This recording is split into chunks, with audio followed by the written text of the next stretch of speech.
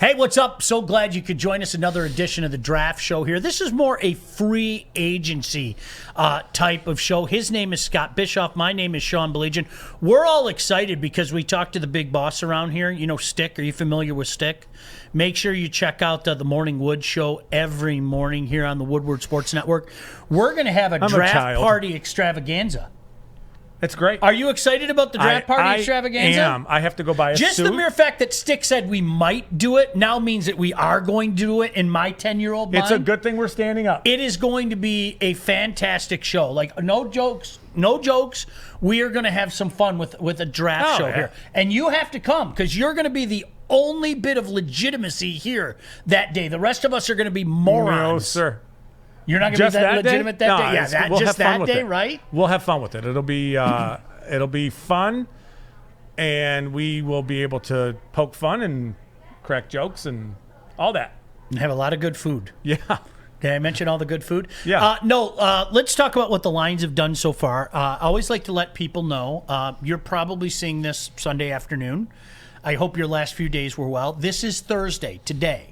So as we sit here today, what have the Lions done? Well, they got themselves a backup quarterback that I don't know anything about, but quite frankly, the Green Bay beat writers were going crazy about. Scott, I even texted you last night. I go, am I missing some? I have no idea who this human is. He's a backup here in Green Bay, and he could start anywhere else. Yeah. So, yeah.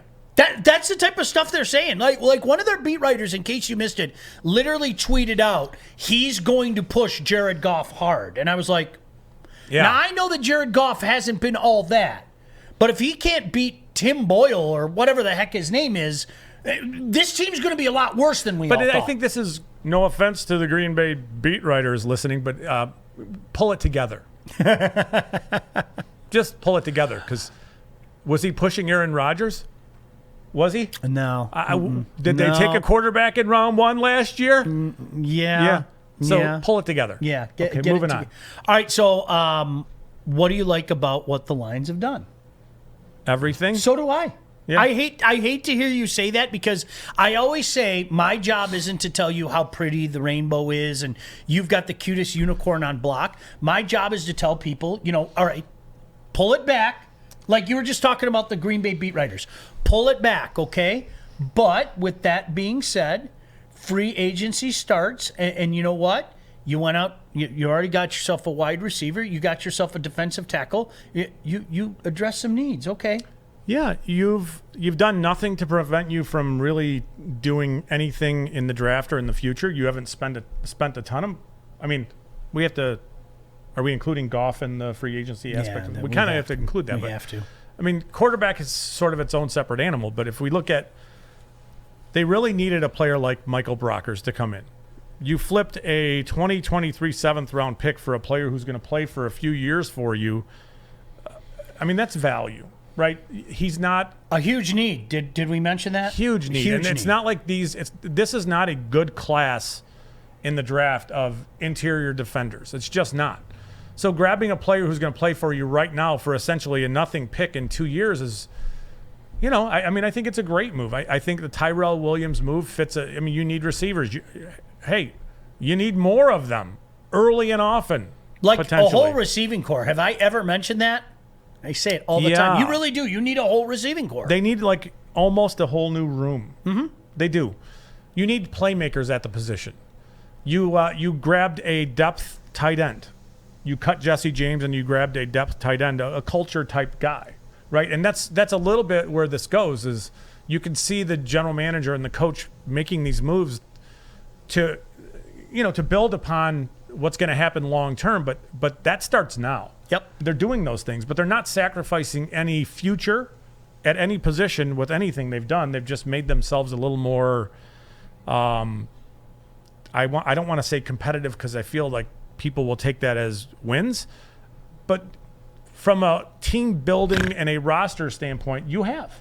I'm laughing at you because you know why. I fight it every day. There are people out there that think that we're being too mean to the Lions and no, they're going to be biting kneecaps this year and everything. And I always remind people, if you take the time to listen to what your general manager is saying or your coach is saying, you oftentimes get the answer that you're looking for. To the Red Wing fans out there that have been crying about Steve Yzerman, he told you not even 2 years ago, guys, this is going to take a while, and it's going to be painful, but we're going to do it the right way. The Lions are basically saying the same thing right now. The Red Wings are right now more competitive on a night-to-night basis than they were last year. Oh, there's no question about that. They're still one of the worst teams in the NHL. They are. I mean, they still are one of the worst teams in the league. Well, all one has to do is, to me, Scott, goal differential.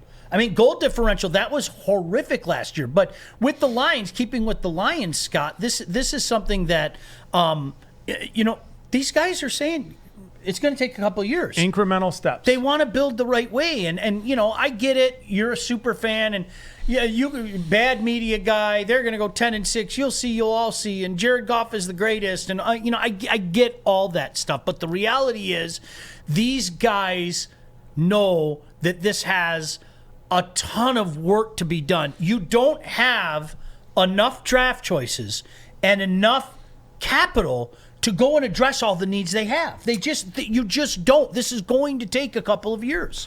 It is, but the moves they've made, you brought back Romeo Okwara. You paid him. So you got to consider that they paid him. But you have Romeo Okwara. You now have Michael Brockers. You have Trey Flowers coming back. You have people. You have options. You have upside as pass rushers outside of those three guys. But you've got those three guys. And that's a relatively competent starting part of your defensive line. We know that they have pieces in the back end of their secondary. You have Akuda, you have Amani Oruwariye, you have safeties, Tracy Walker, you have Duron Harmon. You have pieces. So now you have the makings of your defensive line. And by no means is it like an elite unit, but it's competent. And it all of a sudden looks like, okay, you can see where they're going with putting this team together on the field this year. It doesn't mean that they're going to win 10 games, but you can see where they're going and what they're doing. And again, it's not hindering what their future is going to be. Well, that's the most important part. Scott, again, we talk about needing a whole wide receiving core. Look, you need a whole linebacking core. Let's be honest. I mean, you do. You need linebackers. I mean, Reeves Maben is a fine piece, and yay, hooray, he's back. He's the a depth only member of the 2017 draft, by the way. If this doesn't show you, again, how bad things were under Bob Quinn, they have a player from their 2017 draft left, and it's Jalen Reeves And Maben. he was not a starter I mean, it's at any point. And take it a step further, look at what they did last year. I mean, just their free agent signings from last year. Those guys are blown out of town as well. Yeah. It's funny, our boy Easy here on the Woodward Sports Network, I was on his podcast last night, and he asked me about Brockers. Now, you tell me if you agree with this. He said, what do you think about Brockers? And I went, man, he's not a great player. He fits here for a 7th-round pick. What would I rather have? The take a chance on some 7th-round pick that maybe becomes a depth guy, or a guy like Brockers that you know can be a solid part of your rotation? Brockers. And then you throw in the culture stuff with Brockers and the potential for Brockers to be here long-term past his career to where he fits in with the coaching staff. And I mean, that's part of this is that Brockers sees some of this stuff and he wants to be here. Trust me on this. He wants to be here because he believes in Brad Holmes. Trust me on this, please. I trust you, or friend. He would not be here. He just wouldn't. I sat with Brockers during the draft at his table in 2014 in New York. I did. Brockers is legit. He's a great guy to be in this city and doing what he's going to do. But that, I think there's an extension coming for him. And I think that he's a long-term piece culturally of what they're trying to do. And you can see all the players who are now coaches on this staff, you can see where it's going with Brockers. Yes, he's still a player, but is his desire to be here long term? The answer is yes. He's a fit. Josh Hill, tight end. He's a fit for Jamal what they're. Williams. Yes, Total fit. These are guys. I mean, Total you fit. had a locker room that was going, in this direction a year ago, and now it's done 180, and it's going the other way, and that's a very good thing. You know what somebody told me, and I don't know if they told me this to be kept off the record, so I'm not going to say who it was, but somebody told me that Jamal Williams is the type of guy that when he walks into the room, everybody gets happy. He always has a smile on his face. He always has that positive, upbeat thing. And Scott, this is one area where I think you, from being around a little bit, and especially out at the facility, and me for being down there the last couple of years, miserable. Yeah. You can't hide it. You cannot hide it. I'm not being funny. Yeah. You can't. Now, there were some guys that they continue. Yeah, you know who I always liked? I always liked Miles Killebrew. Always a positive guy. Always, look you in the eye, keep a smile, things like that. It didn't change guys like that, but let's just put it this way. Those guys were so small and few and far between, you couldn't shake a stick at it. Oh, it was no fun room. It really was. It was a no fun room. And it's changed. They're going to embrace the personalities of these guys, and they're going to let those personalities come out, and that's part of the team building part. That's now, it doesn't mean it works. Sure. There are no guarantees, but for seeing where they were a year ago and the direction they were headed and where some of the flaws were in the way they were putting things together, to a short year later to have turned that around and surrounded the staff full of, the Deuce Staley's and Antoine Randall-Els, the guys who have played, and guys who, I think if you ask Joyke Bell right now, if you compared and contrasted regimes, which one do you trust going forward? I'm pretty sure he would tell you to trust the people who had played and had been there. Absolutely. And that's where we are. So no doubt. These are again, no guarantees that things work, but they're moves that make sense given the circumstances that they find this roster in. Well, and, Scott, one of the big things is obviously there are more things to be done. Don't expect a lot of things. It was kind of funny when the Lions were quiet early on. I saw, okay, Lions, when are we going to start? And it's like, they can't do a lot. There's not much to be done right now. You got to remember, okay, they just took on this massive contract with Goff. And again, just a reminder to people, I can't stress, Scott, how vital this is. The cap, which has gone like this for years, went like this year.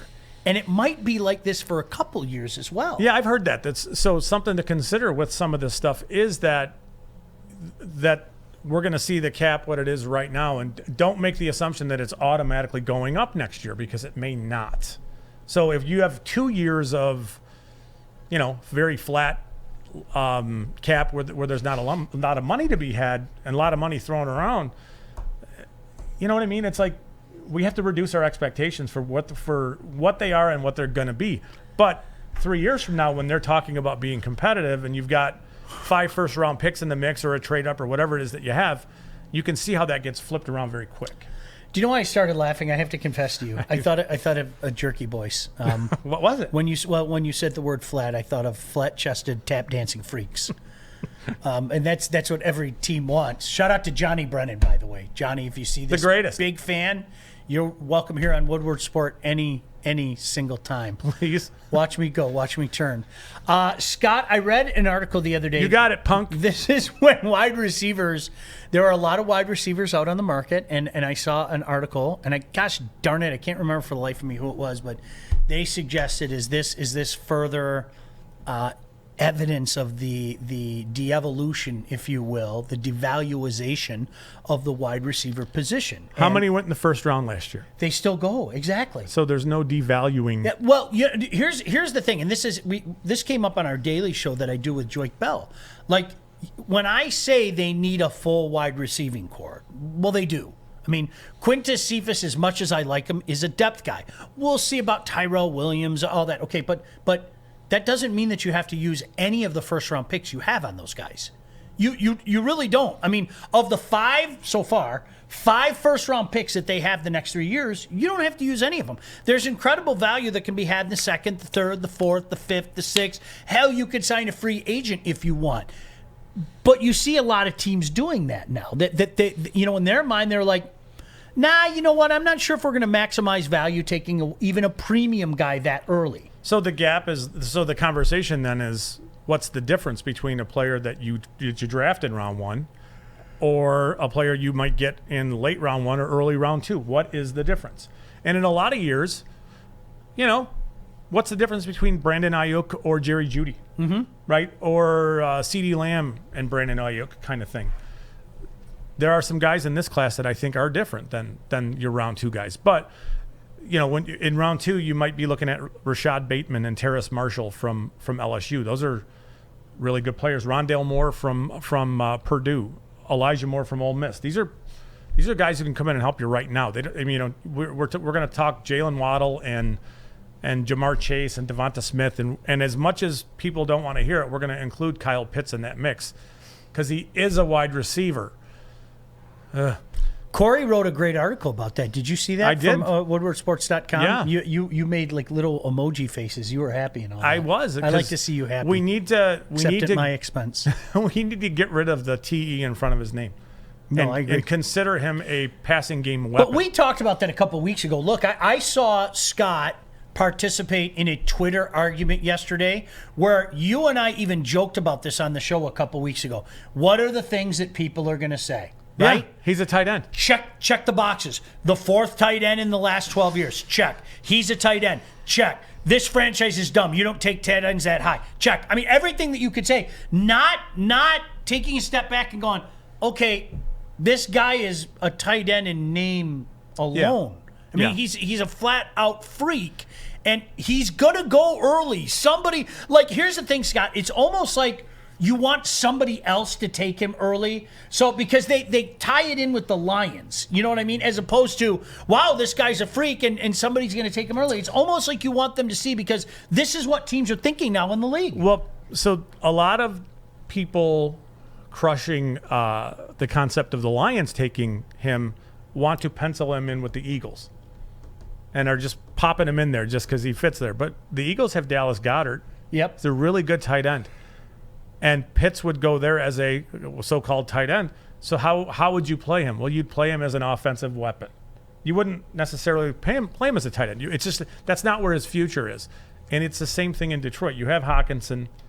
Can you imagine the mismatches you'd have with Pitts? So that's the point. That's the point with Pitts. But yes, so back to the original part of this is the gap between Jalen Waddle and Pitts and Jamar Chase, and then the guys that you're going to take in round 2, I think is a pretty big gap. But if you're taking a different position and at, say, 7 overall and hitting the receiver position in round 2, I'm not going to argue with it.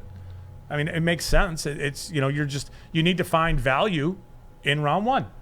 I don't know there's a defender outside of a corner that you're going to take at 7 overall and you're going to think, yeah, we got value there. So if it's not a defensive player, and it's not a quarterback or a receiver, what position are we looking at? Tackle? Yeah. Okay. I can get behind that. But I'm just saying, it's kind of like funneling into the wide receiver position. How many times have you and I been doing this over the years in various different forums, and we always talk about this same point that you just kind of came up to. Gosh, isn't it just the Lion luck that this isn't the year that there are 2 Sewells on there? That there are, I mean, how many times do we? Because I'm with you. This is something we talked about weeks ago. But you know what? I'm all for it. I mean, I think they have a good base with this line already. Okay, I do. Obviously Taylor's been better, having the best center in the league, playing center. Oh, by the way, yeah, that kind of matters. Jonah Jackson is stepping up, and I'm really intrigued to see what his future holds. And I'm going to quote him here because I think you said in one of our previous shows you were like, I'll find a place to put Sewell. If Sewell's there at 7, we'll find a way. You don't let a guy like that pass. And all of a sudden you say to yourself, hot damn, our line is set for the next 8, 9, 10, 11 years. Yeah, I think you have to operate that it's not Sewell who you'd be taking it. It's more Rashawn Slater. Absolutely. But even in that, I feel like it's almost a reach that Slater's there. Because I think Miami's looking at Penny Sewell. And I'd have a hard time with Cincinnati taking a different position than tackle. I mean, you took a quarterback first overall, and you almost killed him last year.